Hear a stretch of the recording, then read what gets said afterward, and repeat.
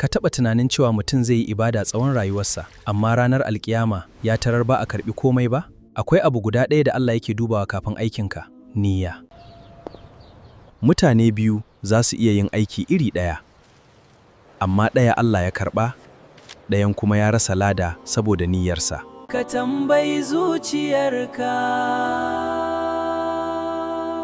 Domin niyya ce take canza aikin mutum zuwa ibada.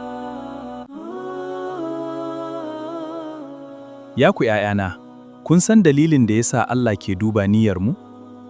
Abba, menene niyya? Idan niyyarka tsarkakiya ce, zai zama ibada. Don haka Allah yana kallon zuciyarmu ne? Dalilin da ya sa muke yinsa. Yarana, hadisi na farko daga Arba'una An-Nawawiyyah. Lallai ayyuka suna kasancewa ne da niyya, kuma kowane mutum zai sami abin da ya yi niyya. Ko murmushi zai zama ibada, idan har niyyarka mai kyau ce. Allah yana kallon zuciyarmu ne? Kowanne aiki yana da lada gwargwadon niyya, don haka ku yi kyakkyawan niyyat a koda yaushe domin Allah.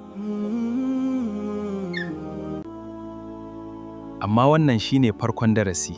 Ni? A hadisi na biyu, wani baƙo mai ban mamaki zai zo wurin annabi.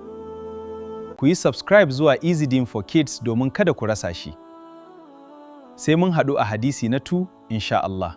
Assalamu alaikum wa rahmatullahi wa barakatuh.